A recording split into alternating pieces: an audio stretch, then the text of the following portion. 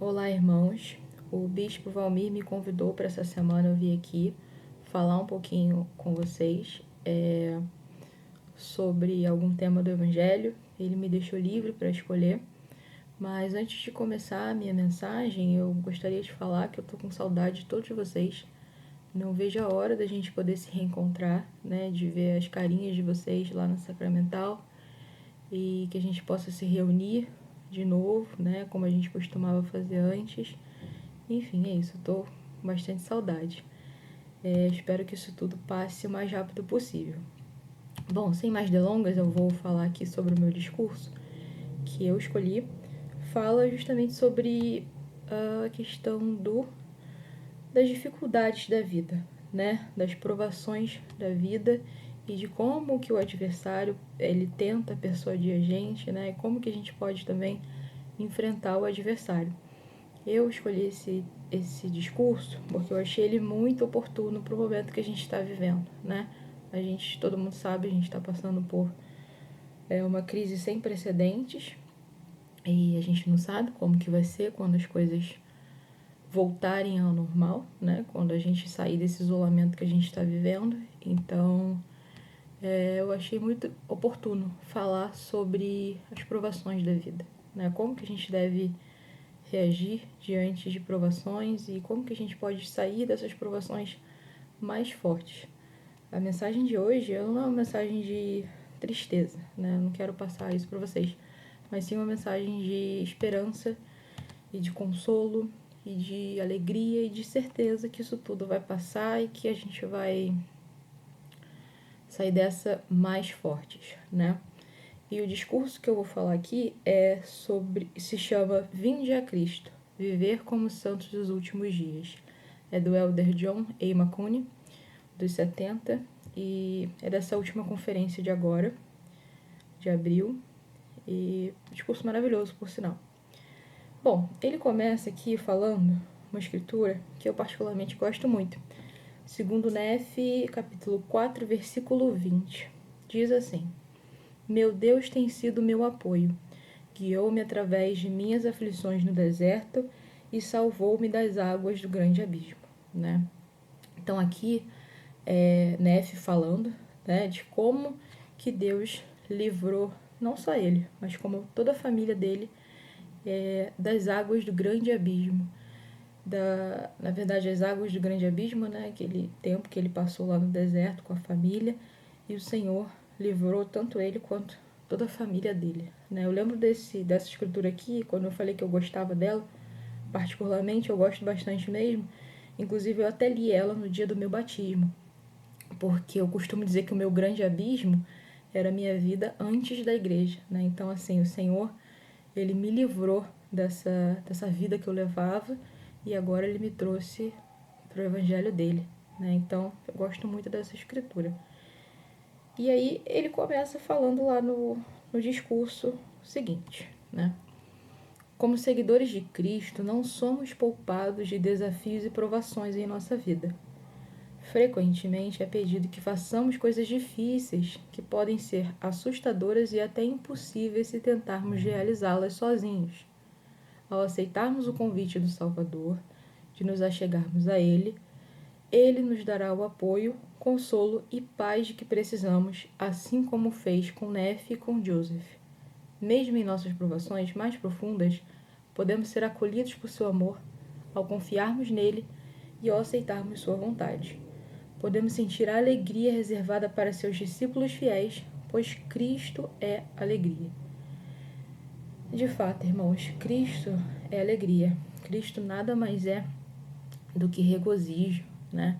A gente sabe, por sermos membros da igreja, eu acredito até que as provações elas venham com mais frequência, que a gente seja tentado em muitas áreas das nossas vidas. Mas a gente não pode deixar que essas provações se tornem maiores do que a nossa fé, se tornem maiores do que os nossos convênios. A gente tem que entender que as provações elas passam, uma hora elas vão passar. Essa é a única certeza que a gente tem. A gente pode não ter certeza de quando que vai ser a próxima provação, mas a certeza que a gente tem é que uma hora essa provação que a gente está passando, ela vai passar. Então, a gente tem que se agarrar na nossa barra de ferro pessoal, que é o nosso evangelho, que é a nossa fé, são os nossos convênios. E aí ele prossegue. Vamos ver aqui. Vamos ver não, é só eu que tô vendo, né? Mas deixa eu dar uma lida aqui para vocês. Ele diz aqui: entendemos claramente que nem toda aprovação que enfrentarmos terá o resultado que desejamos. Entretanto, ao nos mantermos concentrados em Cristo, sentiremos paz e veremos os milagres de Deus, sejam eles quais forem, em seu tempo e à sua maneira. Importantíssimo isso, né? Muitas vezes, quando a gente faz uma oração, a gente faz uma oração pedindo para que o Senhor faça a nossa vontade diante de um problema que a gente está passando. Mas a gente não é nada, né? Como diz no livro de Mão, a gente é menos que o pó da terra. Então, a gente não pode esperar que a nossa vontade seja feita. Muitas vezes a vontade do Senhor, ela é diferente da nossa vontade. Então, cabe a nós aceitar que aquela aprovação que a gente está passando talvez não tenha tomado o melhor rumo, aliás, não o melhor rumo, mas o rumo que a gente queria que tomasse, né?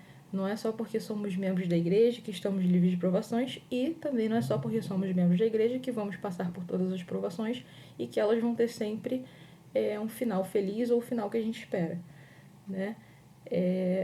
O mais importante que a gente tem que entender é que o Senhor, Ele nos traz paz no nosso coração, uma felicidade genuína e um conforto, um consolo que ninguém mais pode proporcionar, né?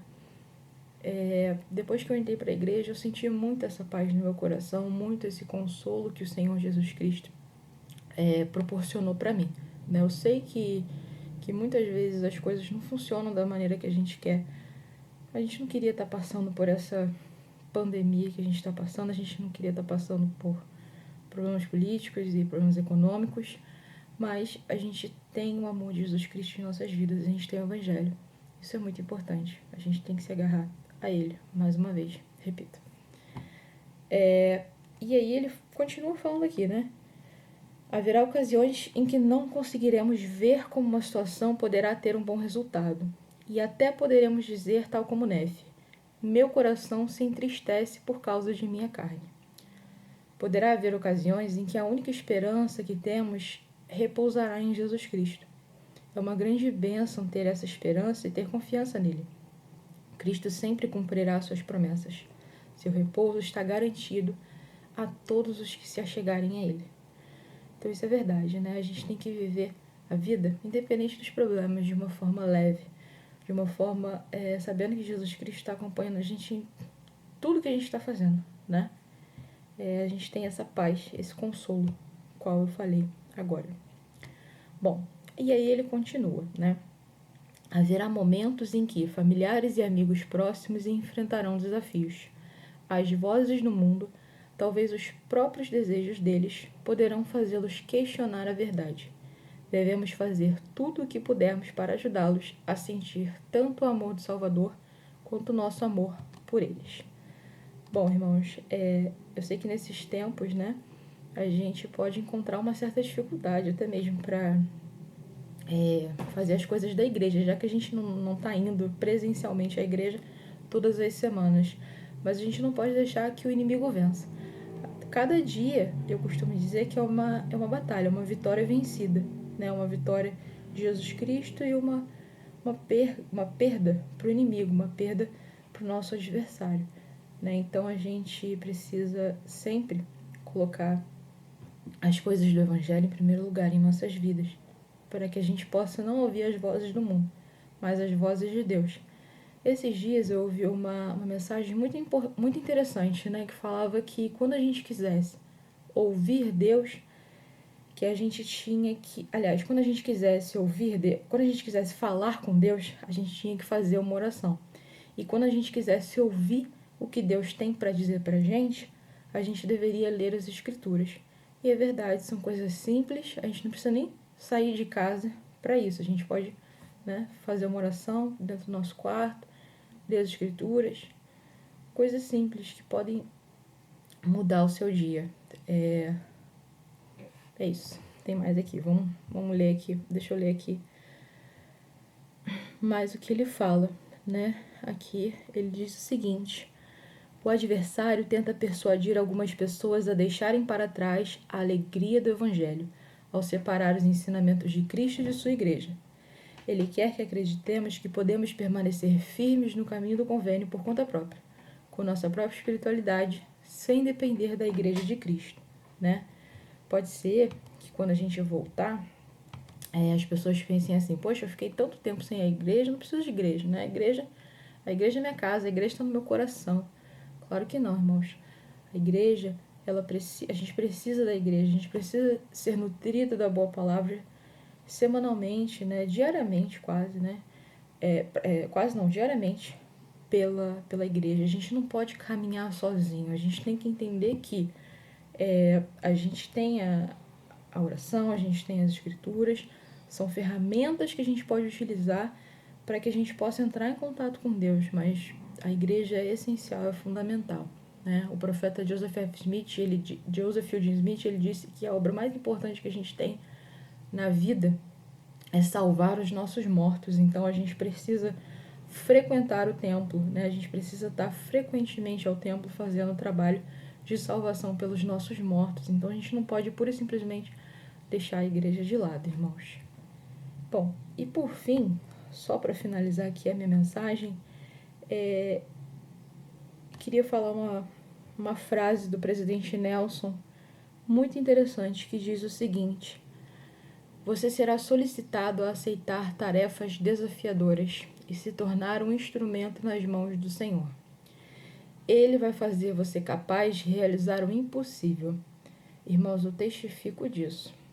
Muitas vezes a gente acha que a gente não tem capacidade, que a gente não vai aguentar. Mas o Senhor, Ele capacita a gente. Todos os momentos Ele está capacitando a gente para que a gente possa enfrentar novos desafios. Eu nunca oro para que o Senhor não me dê desafios. Nunca faço oração assim: Senhor, que o Senhor não me dê nenhum desafio. Não faço isso. Mas eu peço para que Ele me dê força para enfrentar aquele dia, para que Ele me dê força para enfrentar determinadas situações, né? E que Ele possa me dar essa alegria constante. O Evangelho é isso, gente. O Evangelho é alegria no coração, é felicidade genuína, né? Você pode ver que as pessoas, elas perguntam assim: por que na sua igreja o pessoal é feliz, né? Todo mundo é feliz mesmo, família margarina. O pessoal fala muito isso da nossa igreja, mas não é isso não. Não é família margarina. É porque somos pessoas que vivemos o Evangelho, temos o amor de Cristo em nossos corações. Então, se eu pudesse falar mais um pouquinho com vocês, eu queria falar especificamente sobre essa alegria, irmãos. A gente sabe que a gente vai passar por dificuldade, a gente está passando por uma dificuldade, como eu falei, sem precedentes, mas a gente tem que ter a certeza de que tudo isso vai passar, né? A mensagem que eu quero deixar aqui hoje, como eu falei no início do vídeo, não é uma mensagem de tristeza. Que tristeza, que momento difícil que a gente está passando.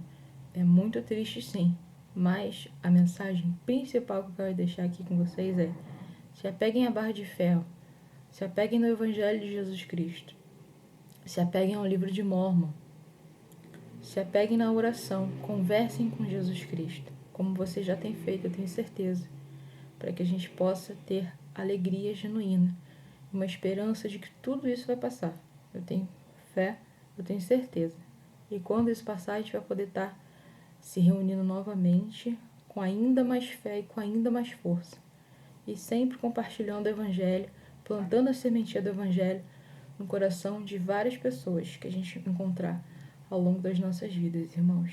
Nessa mensagem que eu deixo com muito carinho, com muita saudade para vocês. Em nome de Jesus Cristo. Amém.